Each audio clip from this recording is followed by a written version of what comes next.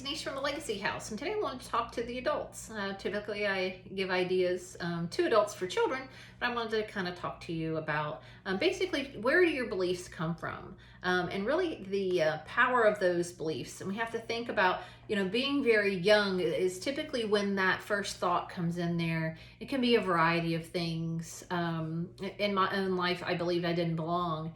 And there was evidence to that, but really, once I got it in my head, the problem with being human is we're smart enough to find evidence. And so I was 7 and 8 years younger than my siblings, and so that I don't belong was clearly true sometimes. When you're 17 and 18, you don't want a 10-year-old running around with you. When you're 14, you sure don't want a 7-year-old running around with you. And my family would go out on the boat. My brother and sister were learning how to water ski, and I just sat in the boat. Well, at that point in time, I might not have been old enough to learn what they were learning. My family could all slalom water ski. They were great at it. And I used something smaller. And so it was just basically physical capabilities at the time and what I was able to do. And so, I learned to ski, but a completely different way. And so my brain found evidence that I didn't belong with my family, and they had beautiful singing voices, and nobody wants me to sing ever. That's why I work with children under 5. They don't really care how I sing, but I was like, see, they don't want me to sing with them, and they could all play instruments, and I took 2 years of piano lessons, and I still cannot play the piano, so I just don't have that talent. But my brain and my anxiety and then, whatever your belief system is, wanted me to believe I don't belong. And it did such great damage to me that even now I carry that around with me. My 2 best friends, who are probably going to kill me for saying this out loud, we were at lunch one day and they were talking about going to Destin and going purse shopping. And they were talking to each other and they weren't talking to me. And that old childhood belief of I don't belong came popping in. And it's so funny. One of my friends looked at me and she said, I know what you're thinking, and that's not true. She said, you are more than welcome to go purse shopping with us, but you don't like to shop and you hate purses. So it was so funny that, what they were doing was so taken differently by my brain, by my ego, by my anxiety, or whatever you want to call it. And so that childhood belief just wasn't true. It wasn't true then, it's not true now.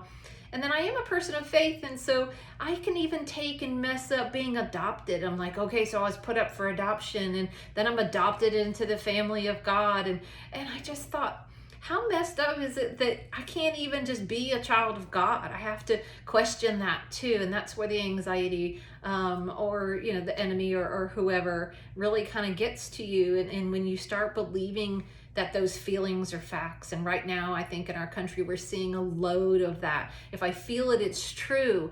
And we're not even trusting our guts anymore. We're not trusting the evidence. We're not trusting scripture. We're not trusting our relationships to tell us that these beliefs aren't true. And so when you're looking at the very common ones, I'm alone.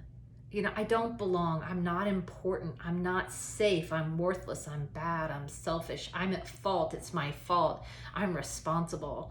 All those things. I'm powerless. I have to be in control. All those beliefs really can just get to us and keep us stuck. And that's a piece what we really have to look at and go, is that belief completely true? Even if I were to find evidence of I don't belong in that situation of going purse shopping, one, it kind of was true in that situation. I don't like to purse shop, and I don't belong in some purse store in Destin. I don't belong. Doesn't mean I didn't go. And I have gone with them.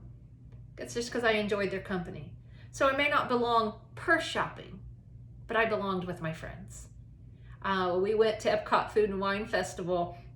I don't care about wine either. I don't care. When I go out to eat with them, they have to order my wine before I even get there because I have no idea what I like. They know it. I have a list on my phone that they sent to me if I happen to go out and drink wine by myself that I can pull up and say, can I have one of these please? Because I don't know. But I went with them because I enjoy being with them. Of course, we're in Epcot, looking at all the wine and the food, and I'm going, can we go ride the rides? So with these 2 people who love wine and just apparently are much more classy than I am, I'm the one wanting to go ride the rides. And so they belonged in Epcot Food and Wine Festival, and I went with them. And then they went to the Magic Kingdom with me, and I'm on Winnie the Pooh, just excited as can be. And so my friends right then and there could have said, well, they don't belong.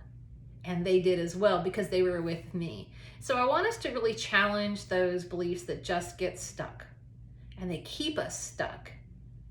And look at them and say, you know what, you're not completely true and you don't have that power that you used to have over me. So I hope that you can find just those negative beliefs you're having about yourself and really challenge them and find out they're probably not completely true. They may not be true at all. Hope that helps.